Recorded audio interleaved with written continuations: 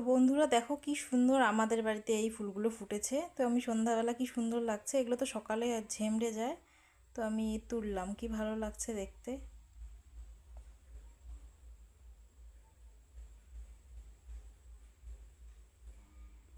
আরও প্রচুর গাছে ফুল আছে, তো কয়েকটা তুললাম, আমাকে দেখি একটু ছবি তুলি, খুব ভালো লাগছে দেখতে।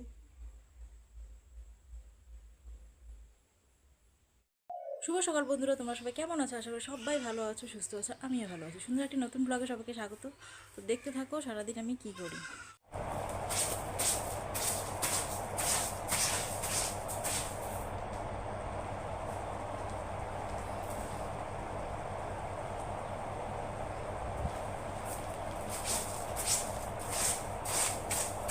তো বন্ধুরা আমার বিছানা পরিষ্কার করা হয়ে গেল, ঘর ঘর ঝাড় দিয়েছি আর মুছেছি তো সকালেই।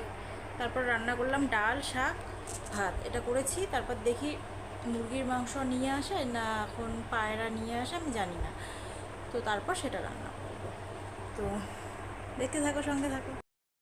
তো এই যে দেখো আমাদের বাড়ির ওল, এটা একটু সেদ্ধ দেবো বন্ধুরা। এই যে আমি করেছি মুসুর ডাল আর ওল, আমাদের বাড়ির ওল মাখা করেছি, আর হচ্ছে পাট শাক, আর বাকিটা পরে করবো। ওই যে খেতে বসছে ওর বাবা আর ছেলে খাবে। ঠিক আছে। কালকে ওই যে এখানে ঝাল বুট আসছিল, তো সন্ধ্যাবেলা এটা নেওয়া হয়েছে, তো ওটা খাইনি, তো এখন এটা খাচ্ছি। তো এই যে দেখো আমার মা পায়রা ঝুলছে, এই যে ছেলে, দেখো পায়রা ঝুলছে মা। এই যে ছেলে দীপম এখানে দাঁড়িয়ে আছে, ওর হাতে এই যে একটা ব্যাগ, এখানে আর একটা আছে। তো এই যে আমি এখানে বেগুন আর হচ্ছে নীল কচু, এটা ভেজে নিচ্ছি। নীল কচুটা হচ্ছে পায়রার মাংসটা দেবো, বেগুনটা আলাদা নামিয়ে রাখবো। তো আজকে তোমাদের সঙ্গে একটা নতুন রান্না শেয়ার করব, সেটা হলো হচ্ছে পায়রার মাংস। তো পায়রার মাংস রান্না আমি কি করে করছি সেটা তোমাকে দেখাচ্ছি, দেখতে থাকো। তো এই যে এখানে নীল কচু, এটা নীল কচু ভেজে নিয়েছি ওখানে দেওয়ার জন্য, বেগুনটা আলাদা ভেজেছি, আর এই যে পেঁয়াজ লঙ্কা ভেজে নিচ্ছি। তো এটা একটু ভাজা ভাজা হয়ে গেলে এখানে মাংসটাও একটু ভেজে নেব।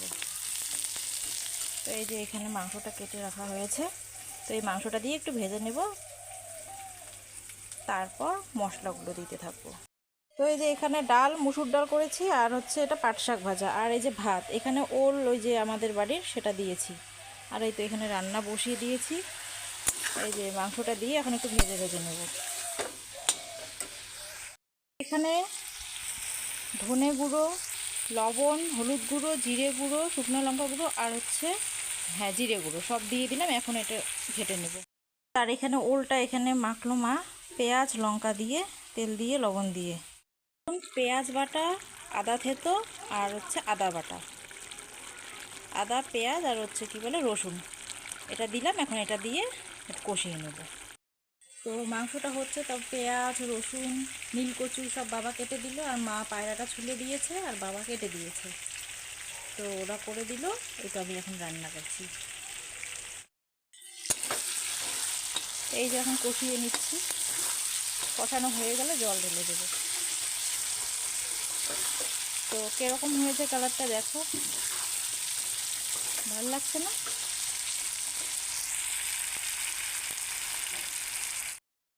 এবার নীলকচুগুলো দিয়ে দিলাম, নীলকচুটা দিয়ে এখন একটু এই যে ভেজে ভেজে নেব।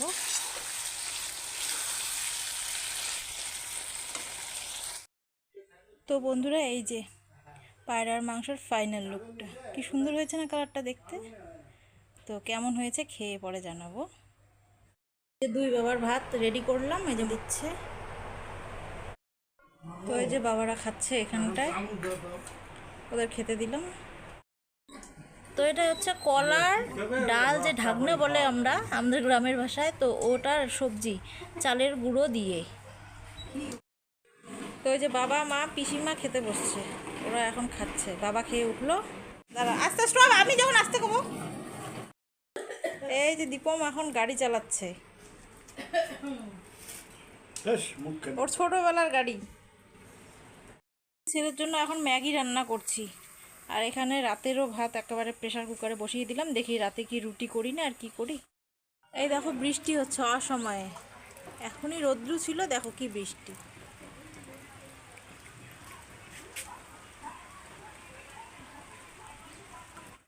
তো এই যে সন্ধ্যার চা নিয়ে আসলাম, ওদেরকে দেই, তারপর আমি আর এর বাবার জন্য ঢালি।